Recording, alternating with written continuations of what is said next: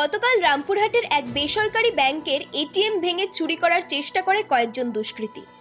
সেই ঘটনার একদিন পেরোতে না পেরোতেই পুলিশ শহরের সিসিটিভি ফুটেজ দেখে অভিযুক্তদের শনাক্ত করেন এবং তদন্তে নেমে জানতে পারেন ইশিন শেখ, রাকিবুল মোল্লা, সাহিল মোল্লা এবং নাসির শেখ এই ঘটনার সাথে যুক্ত। তাদের বাড়ি রামপুরহাট থানার শ্রীকৃষ্ণপুর পাকুড়িয়া। তিনজনকে গ্রেফতার করতে পারলেও নাসির শেখ এখনো পলাতক। আজ তাদেরকে জিজ্ঞাসাবাদ করে আদালতে পেশ করা হবে।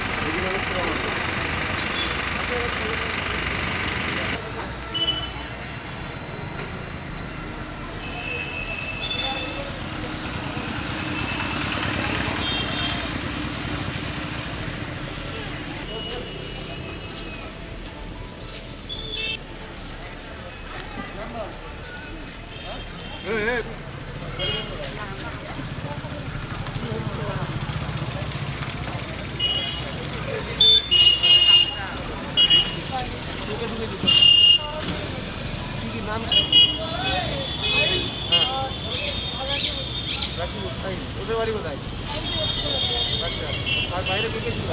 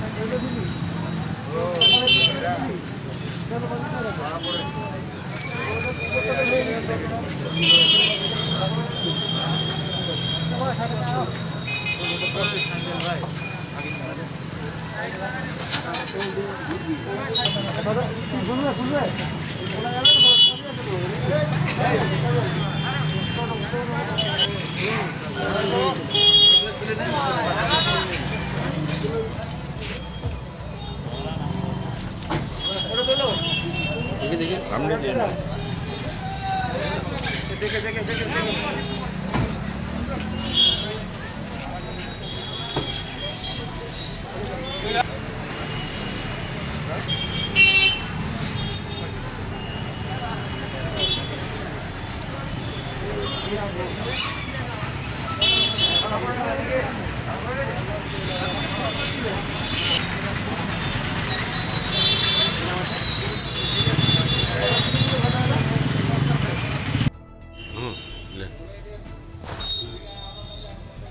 আচ্ছা, এখানে কি ঘটেছিল আর আজকে কি হলো? ঘটেছিল তো কালকে যে বলা হয়েছে না, আবার প্রথম থেকে বলবো?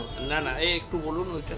কাল ঘটেছিল যে ওখানে আমি যখন ঘুমাতে বাড়ি থেকে আমার ওয়াইফ স্ত্রী ডাকে যে এরকম ব্যাপার, তখন শব্দ হচ্ছে কিসের কী ব্যাপার, দেখো ভাঙাভাঙি চলছে বলছে। প্রথম তো আমরা ভালোর মধ্যে আমাদের দেয়াল ভাঙছে বোধহয়, মানে এই দেয়ালটা ভাঙছে যে ঘর ঢোকার জন্য।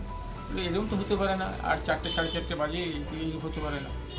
তাই বললাম দেখি কী ব্যাপারটা, নিয়ে আমাকে বেরোতে দেবে না, কিছুতেই বেরোতে দিলেও না। তারপরে যাই পরে আস্তে আস্তে আমি আর গলিতে দেখলাম কোনো লোকজন বাইরে আসি কিনা, গলিতে বাইরে দিয়ে দেখলাম যে উঁকি মেরে দেখলাম কেউ নাই। তারপর আমি বেরিয়ে দেখলাম যে হ্যাঁ, ভিতরে শাটার গেট ফালা রয়েছে আর দুমদাম করে শব্দ হচ্ছে, মানে ভাঙার কিছু ভাঙার জন্য শব্দ কাজ চলছে। আমি বুঝতে পারলাম তাহলে কিছু ব্যাপার একটা চলছে। তারপর আমি চলে এলাম বাড়িতে, আবার ঢুকলাম ঘরে, যে তালা চাবি নেবো বা কিছু নেবো নিয়ে কিছু করবো এই চিন্তা করছি, কিন্তু আমাকে আর বেরোতে দিল না। অনেকক্ষণ পর শব্দটা কমে যাওয়ার পর আমি বেরোলাম। তারপরে তখন একটু ফর্সা ফর্সা হয়েছে, তখন দেখছি যে দরজাটা খোলা, একটু তোলা, লোকজন আর নাই, শব্দ নাই। তার মানে লোক আজকে কি হলো? আজকে এসে ওই 3 জনকে ধরে নিয়ে এসেছিলো, ধরে নিয়ে এসে দেখালো যে ওদেরকে ধরে নিয়েছি, পেয়েছি 3 জনকে, আরেকজন পাইনি, আরেকজনকে খোঁজ চলছে, এই কথাটাই বলবো। তাতে আমাকে আমার বাবার নাম, আমার নাম, কোথায় বাড়ি, কী করাই, বলছে এত তাড়াতাড়ি যে পুলিশ ধরে ফেললো, এই জন্য কি বলবেন?